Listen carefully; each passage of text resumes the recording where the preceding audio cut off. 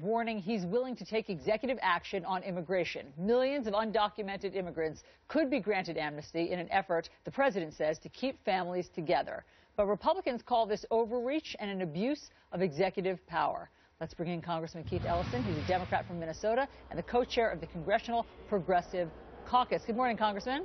Good morning. How you doing, Ellison? Doing well. We understand that you have strong feelings about what the president should do with immigration. What's your suggestion? I think the president should use the authority he lawfully has to try to advance the ball on immigration reform. We support it from the Progressive Caucus standpoint. We think uniting families is important. We think that these are critical considerations, and the president should move forward. The Republicans can put up a bill, and we can vote on it, but they haven't done that. They refuse to. So if they refuse to act, the president must act because the country needs it. Well, here is Senator Mike Lee explaining that if the president does act, he's actually going against the will of the American people. Listen to this. He can listen to the American people who have just spoken, just weeks after he said that his policies will be on the ballot. And one of those policies was, in fact, possible executive action on amnesty. He can listen to the American people, which I think would be. Congressman, does Senator Lee have a point? The American people voted in Republicans during the midterms. Well, you know, we had a 72-year low in voter turnout. 36% of the American public turned out to vote. I don't really call that a mandate.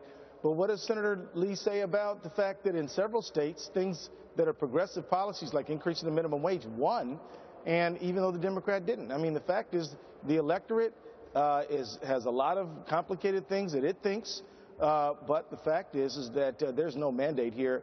But what there is obstruction and stymieing from Republicans, and the president should move forward for the betterment of the nation. All right, Congressman, let's move on to Ferguson. As you know, they're on tenterhooks waiting to see what the grand jury will decide there. Have you had discussions with officials in Ferguson or the Congressional Black Caucus about how to provide leadership and preserve some calm there?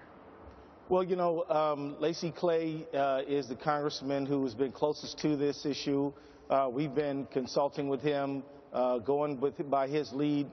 Of course, we do urge calm. We want to uphold safety for everyone. But there's no doubt that that these issues, when there's clear or it seems like there's substantial evidence that a citizen has been abused, mistreated, excessive force, and then the justice system doesn't seem to deliver. People's emotions do run high, but we urge people to be calm and seek out the constructive solution. I mean, of course, the Ferguson Police Department says there's not substantial evidence that excessive force was used. They say that Michael Brown was the aggressor. I mean, what will you say? Given that you see it so differently, what will you say if the grand jury decides not to indict? Well, I want to see what happens before I start predicting what I'm going to say. But what I can tell you is that having practiced law for 16 years, an indictment is really a tool of the prosecutor. If they want one, they can get it. If they don't want one, they're not going to get it. So, I mean, there's no hiding behind the grand jury here. What will happen here is an expression of the will of the law enforcement authorities in that jurisdiction. Have you spoken to President Obama about the situation in Ferguson? No, I have not. Because we had heard that he had been meeting with some congressional leaders, and he was considering what his reaction would be and whether or not he should go there. Do you have any recommendation on that front? Well, I think that it's important for our criminal justice system in the United States to understand that the police have a duty to protect and serve the public. We can't have a situation where whole sections of the public feel that they're over-policed and under-protected. And, whether you look at there's numbers of situations all over this country where these sort of tensions have erupted and have caused a great deal of damage. Time to really get to the root of the problem and promote justice for all Americans, including the Mike Browns of this world.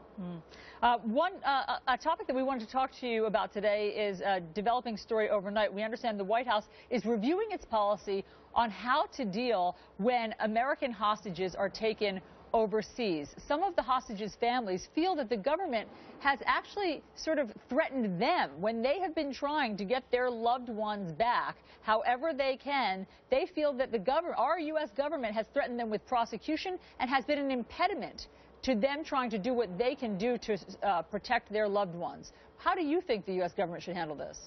Of course, my compassion runs to the families. I mean, these are horrific, barbaric acts of terrorism that have been committed against these 3 Americans.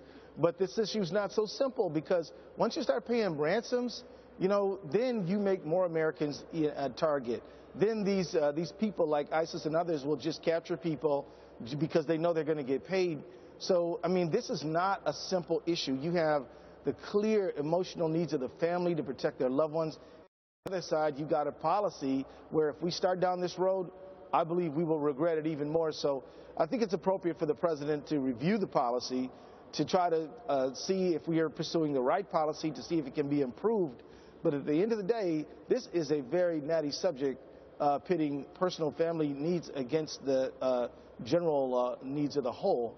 So I do urge the president to review the policy, understanding that this is a very complicated issue. It sure is. It's a tough one. Congressman Keith Ellison, thanks so much for joining us this morning with all of your thoughts on New Day. Great to see you. Thanks, Ellison. Let's go over to Chris. Cops say they're doing it to keep you safe, but it appears innocent men are being stopped and frisked for no reason. Is stop and frisk part of the solution or part of the problem? CNN's new documentary film, Black and Blue, covers